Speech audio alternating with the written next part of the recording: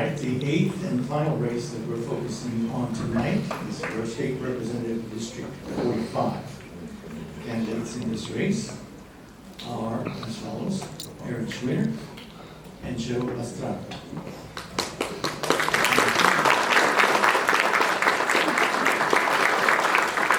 Going in alphabetical order, Mr. Pastrano, I would ask you to introduce yourself to the audience. You have 1 minute. Thanks, Ray. My name is Chevo Pastrano. I was born in Lockhart. I was raised in Hays County. My mother and father made Kyle our home in 1980. My mom and dad are here in the room today, or at least they were. I see that they're gone now. Oh, no, I was like, they left me.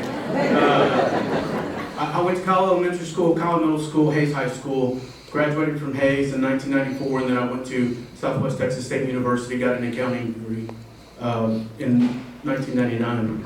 I went to law school in Houston. I met my beautiful wife, who's seated up here at the front. In law school, we graduated law school in 2002. We passed the bar, and we've been lawyers since '02. I've made Hays County my home ever since.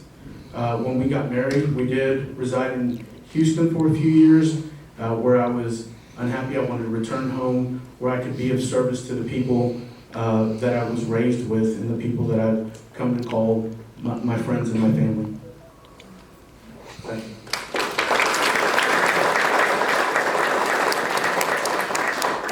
Ms. Zwiener, you have 1 minute. Thank you. I am State Representative Erin Zwiener, and it's so nostalgic to be back at Kyle City Hall with the Hays County Tejano Democrats. I remember the first time y'all held a forum in 2018 for the Democratic primary runoffs. And I was so proud to be able to partner with Hays Tejano Democrats to help turn Hays County blue that year and become the first Democratic representative for House District 45 in a decade. Now, there are only 2 things worth doing in the Texas Capitol when you're in the minority, and one of them is trying to improve policy outcomes. We can do that both by getting in the way of bad legislation, something I am in particular skilled at, and then the other thing is to try to find ways to take small steps forward and make some incremental change. The second important thing we have to do is help get us more friends in the Texas Capitol and hopefully a new governor that actually cares about the people of Texas. So I am also a master of campaigning and helping get good results for Democrats. Thank you.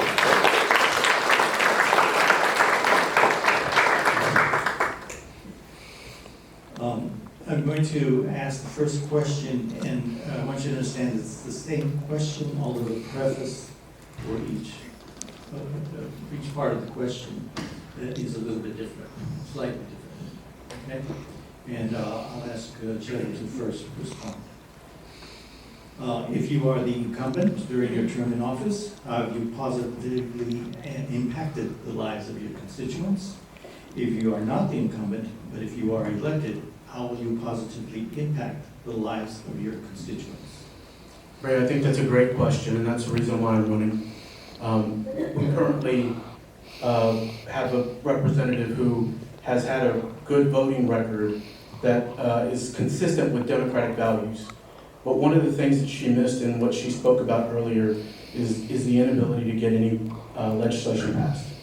And without the ability to get any legislation passed, we're not improving the lives of the citizens of District 45. And so that's the reason, that's the primary reason why we're here. It's one thing to be able to block certain pieces of legislation, but whenever legislation is being passed that continues to affect our women's rights, continues to affect LGBTQ rights, takes us backward rather than forward, and including in that, we're still not getting anything passed on behalf of our district, we've got a problem. And so we've got to have somebody in that place that will make those changes and make the improvements that are needed in order to benefit the people of District 45. Thank you.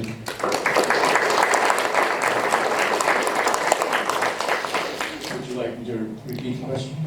No, thank you, Ray. The House Democratic Caucus in the Texas House is a team, and as team members, we all play different roles. And some of us play roles that let us get to put our names on big pieces of legislation. And some of us play roles where we get to be the fierce opposition on the floor in the Texas Capitol. And just because we're in that role does not mean we're not making incremental change, but sometimes we don't get to have our name on it as prominently.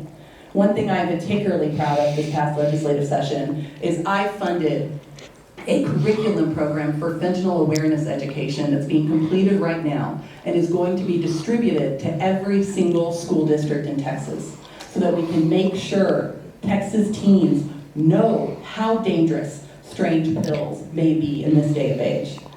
In addition, I was able to use my knowledge of the rules to stop amendments in legislation that would have allowed DACA recipients to be automatically removed from the state of Texas. That was an amendment brought to SB4, a terrible piece of legislation, bad enough as it is, but I'm the reason that legislation does not also attack DACA recipients today. I also was able to stop amendments that would have forced our school districts to collect information on the immigration status of students and report it back to the state of Texas in an attempt to try and target those children. I sat on the floor with a point of order in my hand for 12 hours one day to make sure that Don't Say Gay, that terrible Texas law, did not become the law of the land in Texas. And I also blocked amendments that would have made it more difficult for Texas women to travel outside of the state if they were seeking abortion care. Because of my effectiveness, I'm honored to have the endorsement of many of my colleagues, including Victoria Neave, the chair of the Mexican American Legislative Caucus, Ron Reynolds, the chair of the Legislative Black Caucus, Mary Gonzalez, the chair of the House LGBTQ Caucus. Thank you very much. Thank you.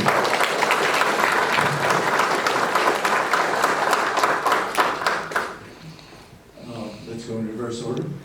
So, first question for Erin. Hays County is undergoing swift growth and demographic shifts. For instance, in 2022, the city of Kyle witnessed a significant increase in its Hispanic population, now constituting a majority. If you secure the election or re-election, how do you plan to engage with and represent the diverse interests of your constituents in the Texas House? Thank you so much, Ray. Now, I plan to continue doing what my office and I have always done, and the first part of that is showing up, being visible and available in the community so that we can hear directly from folks about their concerns. Many of y'all know that my favorite part of being an elected official is knocking on doors. And one of the reasons I love it so much is because only a certain type of person comes to events like this.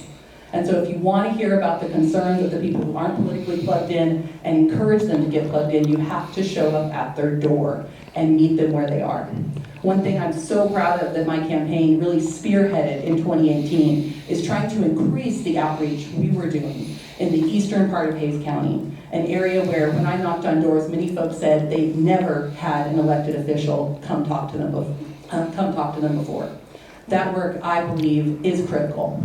The other thing we'll continue to do is provide direct assistance when needed. Another thing we can do as legislators is help get more resources from state agencies and help Texans on the ground. My office partnered with Hays Tejano Dems in 2021 to phone bank people over 65 in the east side of Hays County to make sure they knew how to sign up to get a COVID vaccine because there were not enough resources and outreach. So my team went all out trying to help get that information to the community. I personally walked around Hays County with flyers in both English and Spanish and putting them up at grocery stores so that people knew how to get vaccines and secured hundreds or, well, thousands of COVID-19 tests for Hays County. That is the type of work I will continue to do. My office door is always open and always ready to assist any constituent who needs help. Thank you.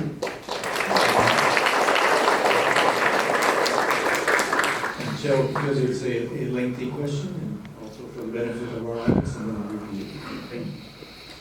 Hays County is undergoing swift growth and demographic shifts. For instance, in 2022, the city of Kyle witnessed a significant increase in its Hispanic population, now constituting a majority. If elected, how do you plan to engage with and represent the diverse interests of your constituents in the Texas House? Well, first, I think that dynamic change requires a change for of the representation as well, and that's another one of the reasons why we're running. Ray, I'm not an unknown person to this community. I think that many of you know my family, my father, his prior service, my prior service to the community. But whenever we entered private practice, while ongoing and active legal practice, we continued involving ourselves in the community. We've been here for decades. We invest of our own money, literally hundreds of thousands of dollars over the past decade into this community, making sure that we touch the underprivileged of our society, of our community. We hold a Christmas party every year. We make sure that it's a free event. The only thing that we ask for is for the people that join us, that they bring a toy so that we can then donate to the Blue and Brown Santa programs of Hays County. We've been involved in the community for decades. I agree with Erin when she says that when we knock on doors, that people come to the door and they say, we've never had a person who's running for office come to the door. There's been a lady who sits there and takes one of the flyers and looks at it. She says, that's actually you. That's actually you that's coming to my door. Nobody has ever done that before. And we'll continue to do that. And that's the same way that we've established relationships in the community for decades. Me, my family, whoever ends up being part of the administration that I carry to the Capitol, we will continue coming back to District 45 and being a part of each and every one of these neighborhoods, from San Marcos to Kyle to Buda. Thank you.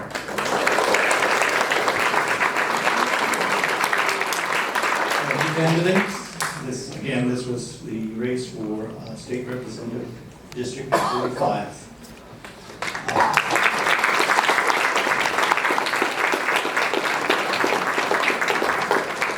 I'm going to have our leader come back to the nice and make some closing remarks. I think we have a difficult but pleasant task because I am so encouraged by the quality of the candidates that we have throughout all these different races. So I'm very optimistic. Willie?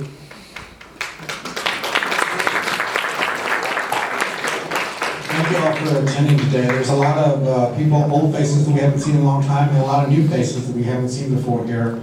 I hope this forum helped you all make decisions about who to support. And but remember, we're all Democrats, and we all have to stick together in the November elections.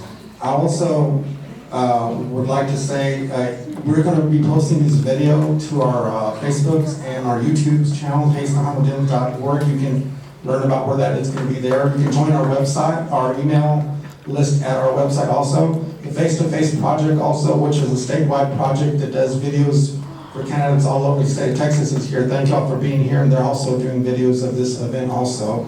So we really do appreciate you all very much. Thank y'all for being here. And we have the room for a few more minutes, so if y'all want to hang out and go talk to a candidate that you were interested in and ask them some questions face-to-face right here, please do so. Thank y'all for coming.